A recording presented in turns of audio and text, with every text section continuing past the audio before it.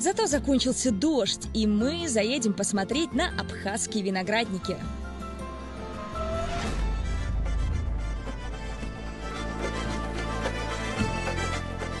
Здравствуйте, Джон. Добро пожаловать, Джон. Добрый день. Джон живет здесь со своей большой семьей и уже много лет выращивает виноград и делает вино. Исторически Абхазия – земля винограда и виноделия. Здесь не только апельсины, мандарины, орехи. И сейчас мы направляемся в семью, которая уже не в первом поколении занимается виноградом. Да, такие потомственные виноградари. Причем они выращивают не просто там какой-то, знаете, всем известный сорт винограда, какой-нибудь там Изабеллу. Нет, они выращивают какой-то уникальный сорт, который едва не был потерян в 19 веке. Виноград автохтонный, то есть он произрастает только в этой местности на протяжении долгого времени или с момента своего появления. Такой сорт винограда получает уникальный характерный вкус, и вино из него, конечно, получается особенным.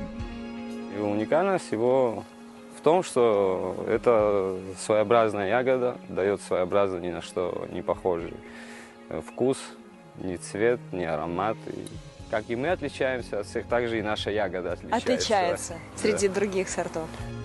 Будем помогать закреплять виноград, подвязывать веревками, чтобы лоза тянулась вверх ровно. Джон, а вот с этих плантаций уже был первый? Урожай? Да. Да. Нашим виноградникам уже 10 лет, и мы начинаем уже получать полноценный урожай. Ну, немного. Вот отсюда мы делаем 300-400 бутылок. Всего? Всего. За год? Вот, конечно. Напоминаем, что плодоносить виноград начинает на 4-5 год, то есть у Джона сейчас 5-й урожай за 10 лет. Поэтому это как бизнес. Я бы не сказал, что Не это самая удачная схема для бизнеса. А вот как образ жизни, это самое то. У нас и такая цель. Мы хотим, чтобы не то, что россияне большинство, чтобы вообще весь мир узнал, потому что это вино очень оригинальное. То есть люди уже все сформировался, у каждого вкус, с европейскими сортами все знакомы. А вот с нашими, то есть мы можем удивить, как-то что-то новое внести.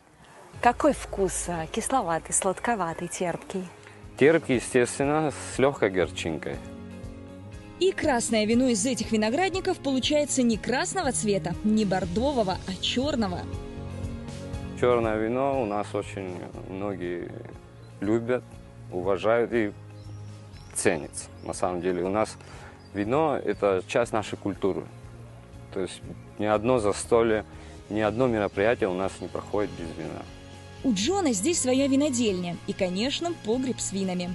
Вообще, делать вина на территории Абхазии начали еще за несколько тысячелетий до нашей эры. Влажный климат считается не самым благоприятным для выращивания винограда. Многие традиционные сорта слишком неустойчивы перед грибковыми болезнями, да и ягоды растрескиваются.